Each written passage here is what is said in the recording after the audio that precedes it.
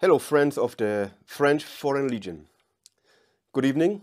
I'm back again with my second clip about my adventures in French Guiana from 1985 to 1987.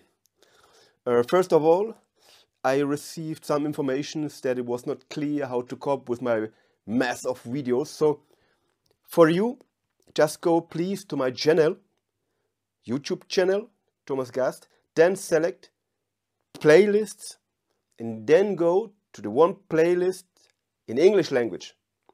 It's the only one and this is yours. So what happened now, you will see a kind of intro with some photographies, and then I will talk to you about certain ambiance in Kourou, Cartier, Forget and French Guiana during my time.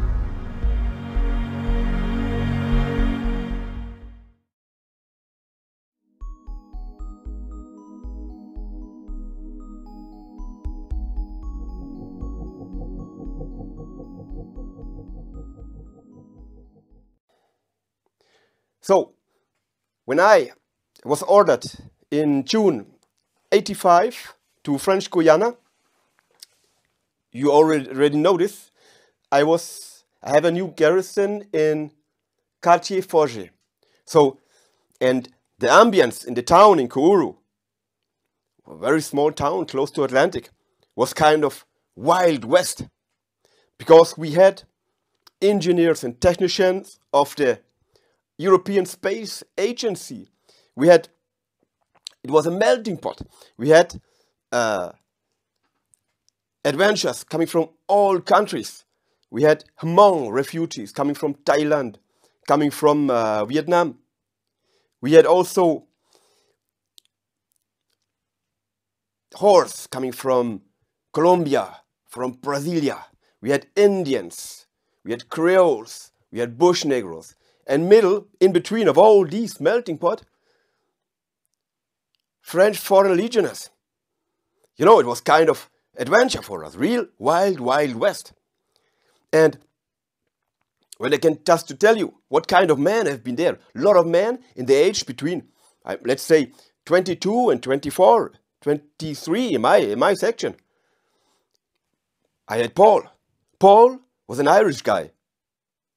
And he once was in the IRA, in the Irish Republican Army. And in the age of 12 years, when I already played with matchbox cards, with a small plastic matchbox cards, he already was shooting with machine guns. In the same section, I had Oliver. We called him the Wild Guns. And he before joining the Legion, he had connections with Hells Angels. We had Desi. Desi was an Hungarian guy. And he was a fucking boxer, good boxer. Very high level. We had Thierry. Was a crazy French guy. And so the whole section has been just crazy guys. You know? But they knew exactly what they wanted. But they also knew what they don't wanted. And when I tell you before, we had Horse and we are Legionnaires. Let's say that Horse and Legionnaire are the oldest job in the world, and this matched perfect.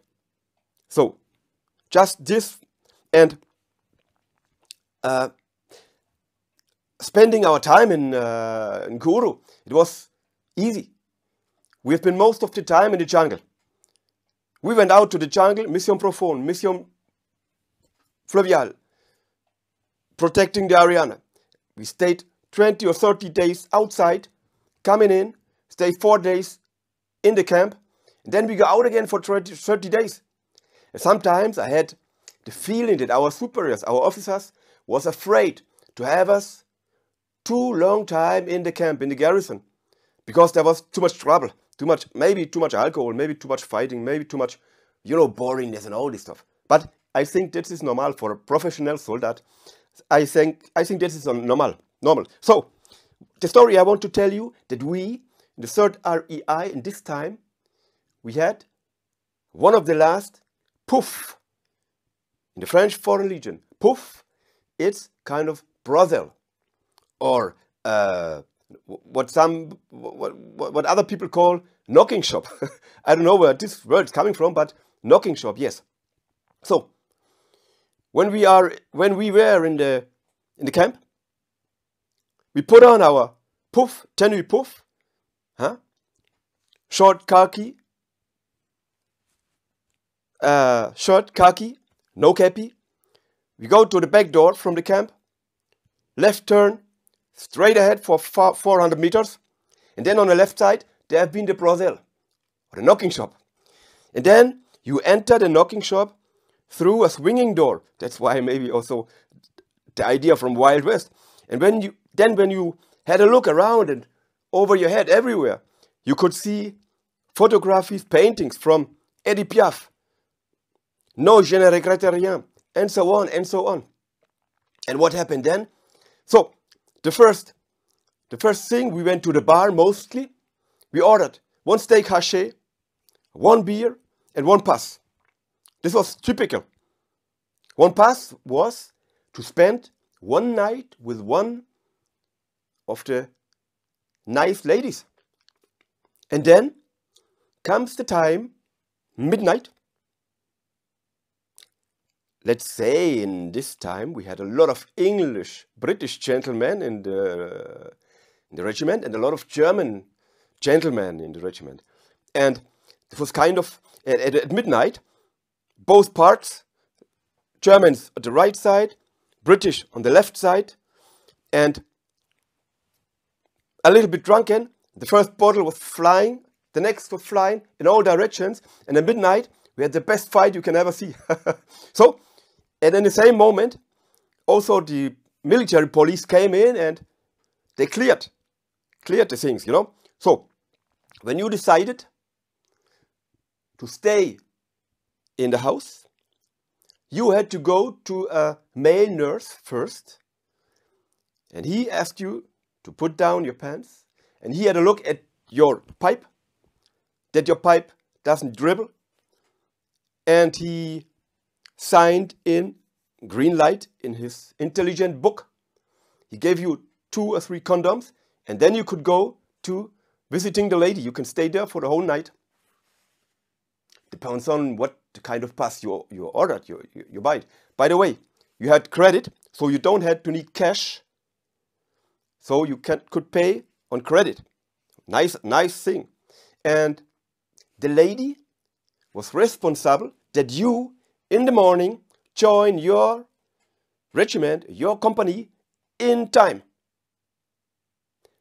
Be aware, because 1 hour later, military police is crossing closer to the establishment, and beware of you if you are still lying next to your lady. You finish up straight ahead to jail. So, coming back to 2 things. First thing is the fights. Of course, German and British, we had fights in the morning, but the next day, shake hands. No problems. And concerning the ladies, we gave them a lot of respect. They were equal to us. And we protected them against everybody. And the regiment had 1 officer, most of the time it was a lieutenant or a captain, who was responsible for these ladies. So they had to do a check, body check, and that they had no maladies, no sickness, no illness. So it was a very clear affair for us. So thank you, ladies and gentlemen, for your time. Thank you to be patient with me, to the stories I will tell you. And I invite you for part 3, my adventures in French Guiana. Thank you, Thomas Gast.